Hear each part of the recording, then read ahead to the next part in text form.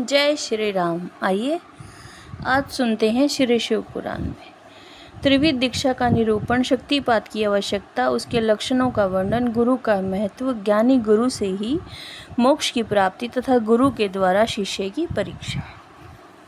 श्री कृष्ण बोले, भगवान आपने मंत्र का महात्म्य तथा उसके प्रयोग का विधान बताया जो साक्षात वेद के तुल्य है। अब मैं उत्तम शिव संस्कार की विधि सुनना चाहता हूँ जिसे मंत्र ग्रहण के प्रकरण में आपने कुछ सूचित किया था, वह बात मुझे भूली नहीं है। उपमन्यु ने कहा, अच्छा, मैं तुम्हें शिव द्वारा कथित परम पवित्र संस्कार का विधान बता रहा हूँ जो समस्त पापों का शोधन करने वाला है। मनुष्य जिसके प्रभाव से पूजा आदि में उत्तम अधिकार प्राप्त कर लेता है, उस षड्ध्व शोधन कर्म को संस्कार कहते हैं। संस्कार अर्थात शुद्धि करने से ही उसका नाम संस्कार है।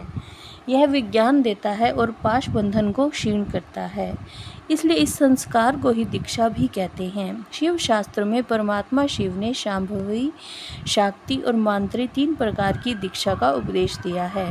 गुरु के दृष्टिपात से, मनुष्य स्पर्श से तथा संभाषण से ही जीव को तत्काल पापों का नाश करने वाली संज्ञा सम्यक बुद्धि प्राप्त होती है, जो शांभवी दीक्षा कहलाती है। उस दीक्षा के भी 2 भेद हैं, तीव्रा और तीव्रतरा।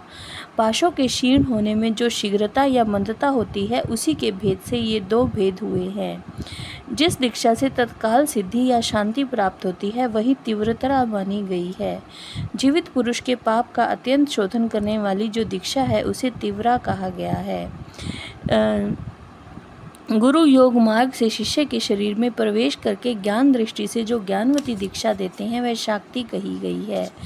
क्रियावती दीक्षा को मांत्री दीक्षा कहते हैं। इसमें पहले होम कुंड और यज्ञ मंडप का निर्माण किया गया है।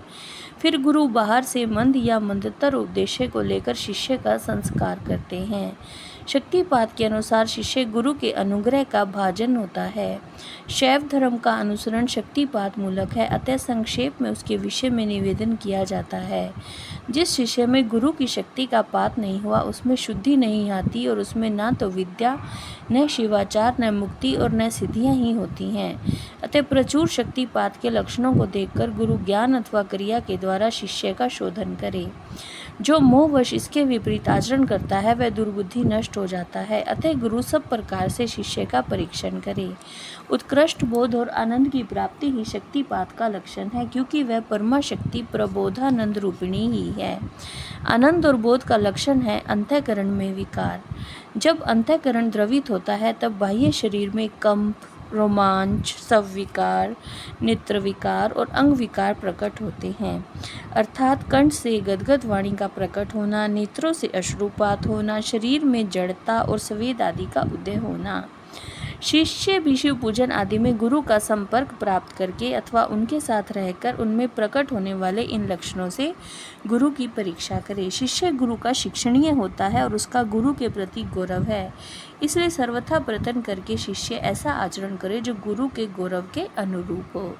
जय श्री राम।